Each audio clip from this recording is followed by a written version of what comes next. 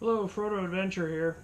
I've been working on a plan on how to deal with a Bear Vault 450.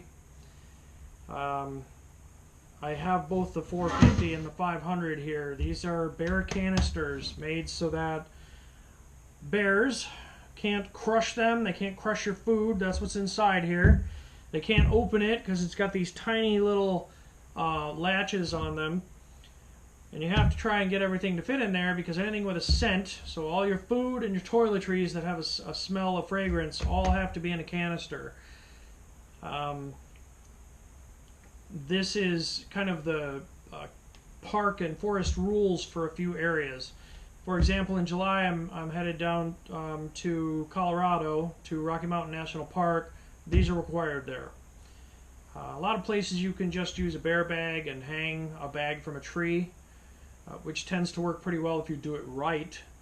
Unfortunately, a lot of humans aren't very intelligent and don't do it right, and that ruins it for the rest of us. So now we have to use bear canisters. No need to hang it from the tree. You put it quite a long distance away from your camp, and then if a bear finds it, he can bat it around all he wants. He can chew on it. He's not going to get inside of it and not going to crush your food. These are polycarbonate. They're really, really strong. So what I want to do is show you how much I have in here. I have the trip planned. I hike in on Monday morning.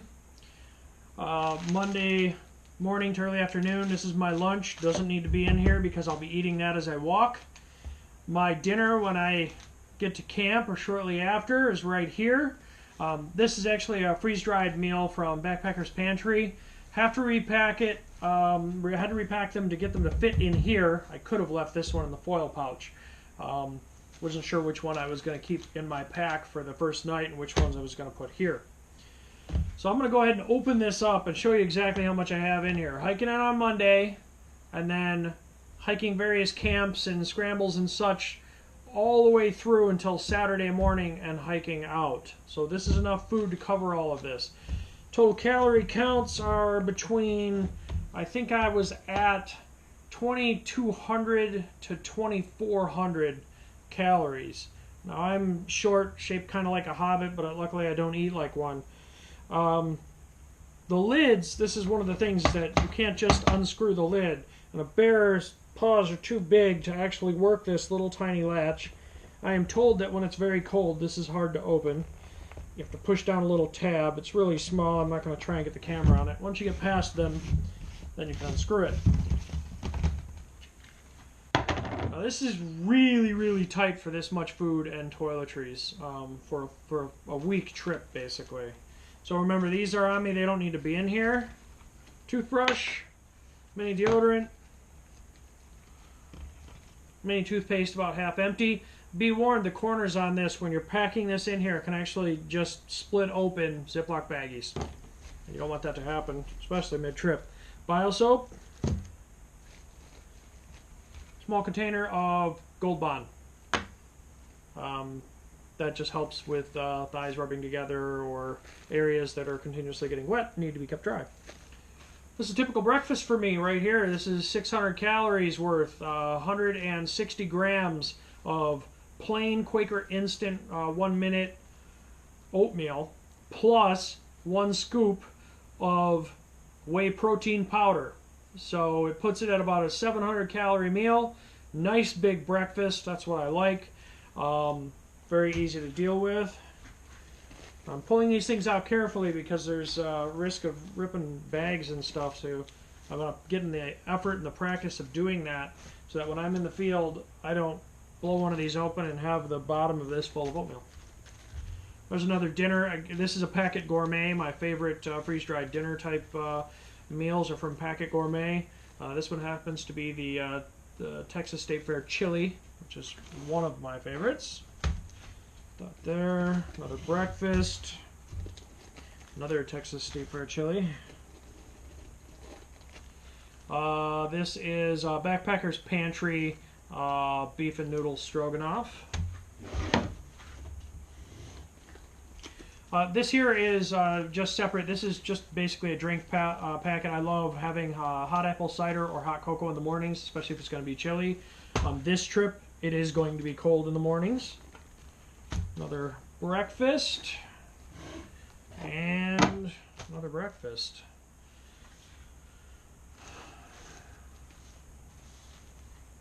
Okay. Now, my lunches. What I do for this, when I get up in the morning, I pull out a packet of oatmeal, and while I'm eating and prepping and eating that, I also pull out kind of my lunch packet, and I put this in an easy-to-reach pouch on the hip belt of my pack. And I vary these a little bit each day because that kind of, throughout the mid part of the day, I get a lot of different flavors that way. That's how I prefer it. So, for example, here I've got a honey stinger strawberry waffle, a cookie dough Pro Bar, and then a peanut butter chocolate chip meal Pro Bar. So that's kind of typical of my lunch packages. Some days I'll eat all of that. Other days I might have one of those items left, and I just bring that on to the next day. Very important to remember to, when going to sleep, pull that out of your pack, put it back in here, and lock it up. All food and everything at night must be locked away in the bear canister. We don't want to be feeding the bears. It's not because that we don't want them to have food. It's just simply that they learn that they can get food near camps where humans are, and that starts to make them just literally live off of garbage. And, you know, they'll eat the wrappers. If they get enough food, okay. But unfortunately, that learned behavior of understanding that they can go to campgrounds to get food is not a good idea. Well, not for the bear and not for the humans. One of the other varieties here, Cliff Bar, some sriracha almonds, another honey stinger there. And I throw either candy or Lifesaver, Breath Savers, something in there for flavor again, or just to clear the breath out. So you notice that as I pulled all this out, this was my day in. My day out doesn't have a dinner. That's because we're just picking up and hiking out. So all I need is the breakfast to cook and then the lunch packet on the way out, and I'm golden. Reality is that the hike out is really not that rough. I really don't even need this. But that becomes kind of my spare food in case something happens. I miscook something, I spill a whole meal on the ground, you know, make a mistake. I'm easy to recover at that point. So that's all my supplies for what's basically a 5-day of 5.5 day. Just barely fits in here with my toiletries. You'll notice none of those toiletries are full-size containers. Generally speaking, you don't ever want that anyway, but this is very optimized, very packed down. I squeeze all the air out of every package, repackaged the dinners so that they were much smaller. I only include the labels just because I track all my calorie content, and I might pick a high-calorie one or not. And by the way, most of these dinners, freeze-dried meals, say that they're 2 servings. I eat the whole thing.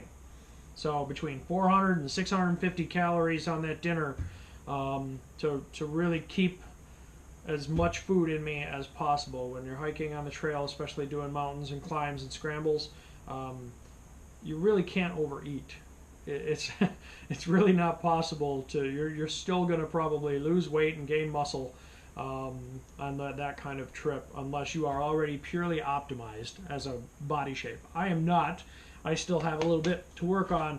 So, and even at that, I'll probably come off the trail later than I enter the trail, even if I'm trying to force myself to eat and drink water as much as possible. So that's what I've got. I don't think I'll be needing this on a trip of this size, but this is great for 2 people.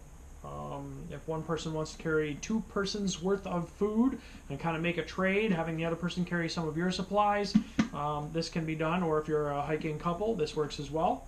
I won't need that this trip. Possibly in some future trips I might need a little more food with me though, for hiking a little further and a little crazier, a little more long term. That's all I've got. Seems like I've got a pretty good plan. It's a long ways out for this trip. It's in July. I have Daniel Boone coming up in June, and I'm going to test this out with I don't need as much food, but I'm going to test this out, even though it's not required there, just to kind of make sure I understand how it all works and make sure on a cold morning I can open it and kind of work the bugs out of the system. It's generally not a good idea to go above 10,000 feet into unknown terrain with any new equipment that you haven't at least used on a many-day trip. So I'm going to force myself to carry the extra weight of it, even though it's not needed on that trip, just to make sure I'm comfortable. So I will do a separate video on a loaded Bear Vault container, actually where it goes in my pack and how it's going to fit once I get all that nailed down as well. Road Adventure out.